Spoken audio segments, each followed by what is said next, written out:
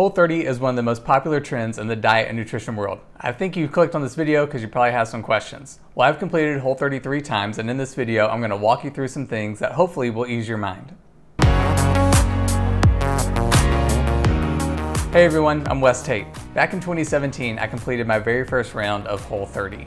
I lost about 25 pounds, cleared up my acne, got rid of my acid reflux, and I gained more self-confidence than I was ever anticipating. Today, I want to talk all about Whole30. If you stay until the end of this video, I'm going to talk about what Whole30 is, what you can expect from it, I'm going to address some of the misconceptions, and I'm going to give you some recommended resources to help you on your Whole30 journey. Before we get started, go ahead and subscribe to this channel and click on that little bell icon so that way you never miss new content just like this. The first thing we're going to do is erase the word diet. Whole30 is not a diet. At no point will you count calories, carbs, trans fat, none of that. There's no counting involved. There's no portion control involved. There's no fasting involved. It is not a diet. You're not even supposed to step on a scale at any point during the Whole30 journey. So that's pretty much the biggest selling point at all, especially if you've tried diets before, you step on a scale, you haven't lost any weight, you've lost 1 pound, it gets really frustrating. So to ease all that, it's not even allowed. Whole30 is an experiment, it's not a diet. It's all about getting to know your body and what makes it feel not so great sometimes. That way you can avoid it or just be really strategic and picky about when you do have it. My favorite thing about the Whole30 is that it doesn't come out and say, hey, these things are bad for you. It just says, hey, these food groups are proven to be problematic for a lot of people. So you know what? Let's see if it's problematic for you. So for 30 days, you remove certain groups of food from your diet. So that way there's plenty of time for your body to process it all. It gets it all out of your system. At the end of the 30 days, your body will be functioning without things like grains and sugars in it. And you can see what that feels like. Then at the end of the 30 days, you start the reintroductory process. And that's where one by one, you slowly start to add those foods back in and you can see how your body reacts to that. So maybe you thought you didn't have any problem at all with grains. You add it back in one day and maybe you notice that you feel bloated or your skin feels really thick or your joints get achy. Now I'm sure this is a big one that lots of you already want to know, and that is what are the foods that I have to cut out? So here they are.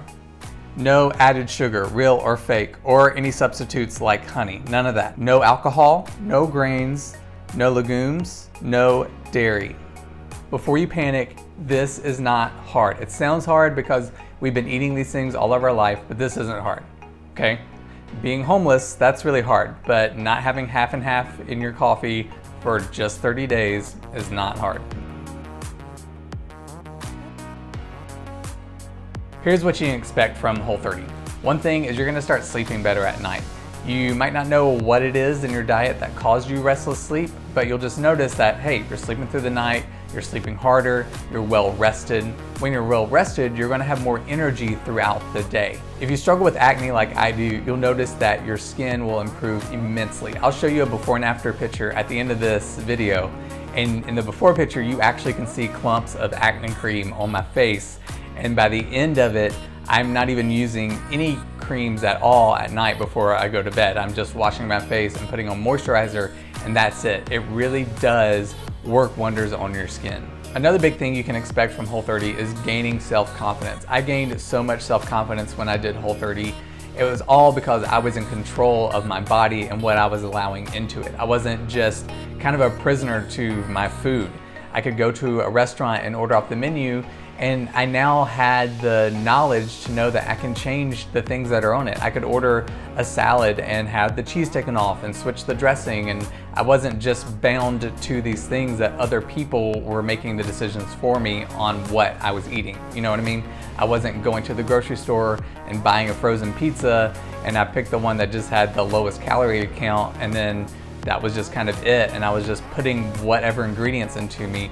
I was in control of what I was digesting, which makes me physically feel better. So you gain so much power and self-confidence in this because you just know your body so well by the end of your Whole30 journey.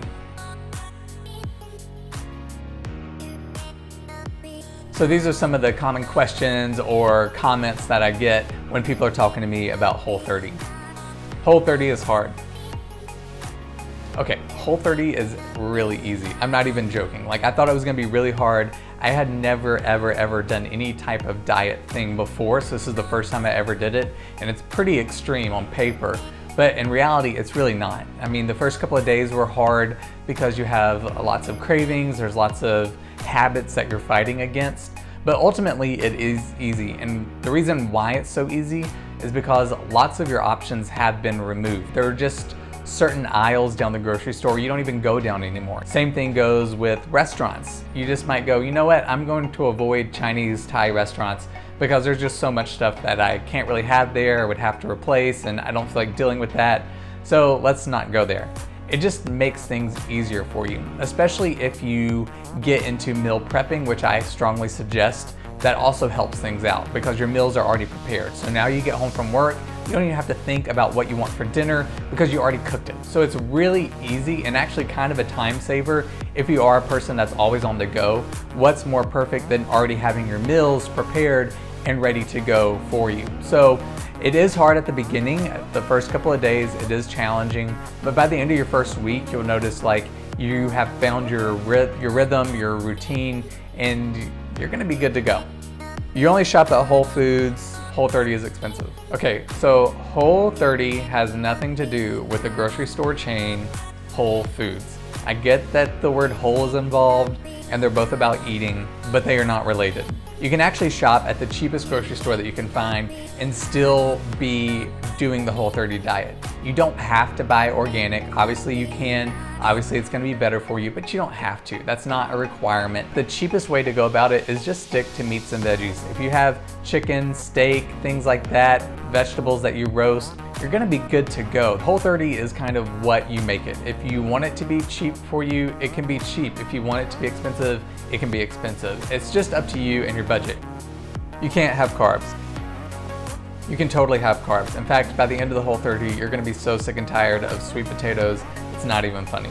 You can have carbs. This isn't like the Atkins diet where you're eliminating all carbs. You totally get to have your carb intake. It's just about having the natural ingredients like a sweet potato that you're getting your carbs, and it's not just added stuff. This label says X grams of sugar or X grams of whatever. Okay, so this one is challenging because you know, like, okay, I can't have sugar on Whole30. You look at the label on the nutrition facts and it says 4 grams of sugar. And some people go, oh, I can't have this, it has sugar in it. That doesn't mean you can't have it. You're looking at the ingredients. So through the Whole30, you're gonna learn to read a label differently. Things naturally have sugar in it, like fruit, for example. So you can have natural sugars. You wanna make sure that things don't have added sugar to it. So if you're looking at the label, you are just going to look at the ingredient list and see if it says sugar on it. If it doesn't, you're gonna be good to go. However, this is where it gets tricky. There are tons of scientific terms for sugar. So we are creating sugar in labs at this point, and there's lots of scientific names there that might confuse you when you're looking at a label. So I do encourage you to Google that, maybe take a screenshot and just have it in your phone so that way you just can pull up that list of sugars when you're shopping and you're looking at labels on packages, and you can see if those sugars match. In fact, I'm gonna leave a list of those sugars in the description below so you can take a screenshot of that, copy and paste it, whatever you wanna do with it. Now, I fully believe you got this. Whole30 is an experiment not only on your body, but also your mind and your soul. As cheesy and as lame as that sounds, it's totally true. Regardless of if you're looking into doing the Whole30 because you want to lose weight or because you're trying to cure swollen joints or aches, if you're trying to cure acne, it's going to be an incredible experience for you and you're going to grow coming from it. There are some amazing resources out there for you. There's lots of books that are written by Melissa Urban, the co-founder of Whole30, and I recommend 2 of those for you for sure. One of them is Food Freedom Forever. There's a link in the description below for this. This is a great book. It does cover the rules as well as just talks you through the whole journey of what's going on. I love it because it's very scaled down. Melissa is an amazing writer. She writes very personably, and it's just kind of fun to read her, and it's like you're talking to a friend. So that is a great one to read. It's easy to get through. You only have to read like maybe the first 1/4 of the book before you start your Whole30, and the entire rest of it is about your journey after the Whole30, including your reintroduction period. The second book I recommend is called Whole30 Day by Day. At the beginning, it does have the Whole30 rules, so you can always have easy access to it. But then each day there's a different entry that talks about what you're probably experiencing that day. They've interviewed tons of people, they've done lots of case studies, and they've compiled this list to see what people are going through on what days. So now you have this companion piece to walk with you through the process, and it's totally amazing because it really does hit all of those notes. Along with that, there's also an entry for you to write, so you list your foods on there, what you ate those days, how you felt afterwards, and how you're feeling at the end of the day, if you liked your meal, if you didn't, things like that. And this is really helpful because if you are trying to cure a specific thing, you can help pinpoint what maybe you need to additionally remove from your diet. I also recommend you follow Whole30 on Instagram and also Melissa Urban on Instagram. These are just great for inspiration and motivation. I'll leave a link in the description below for these two accounts as well as the two books that I mentioned. Okay, I told you I was going to show you my before and after picture, and so here it is. Here's my before and after picture. This before picture was taken about 3 days into Whole30. I'm not sure if you can see, but there is definitely acne cream and clumps on my face from the night before. So that's there. And the after picture is taken about 60 days after starting Whole30. So the first 30 days is strict Whole30, and then the second 30 days is me slowly adding things back into my diet and seeing how they affect me. Again, this isn't about losing weight though. Lots of people do lose weight, including myself. That is a very common side effect to Whole30 because you're removing things that do cause people to gain weight, but it's not a promise, and that might not be something that happens for you. So don't beat yourself up about it. Again, you're not even supposed to step on a scale.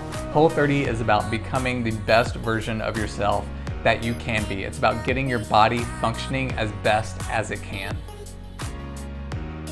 I hope you found this video very helpful. I'll be making some more Whole30 videos, that way I can cover some more topics. If you have any follow-up questions regarding Whole30 or my journey on Whole30, go ahead and leave them for me in the comments below.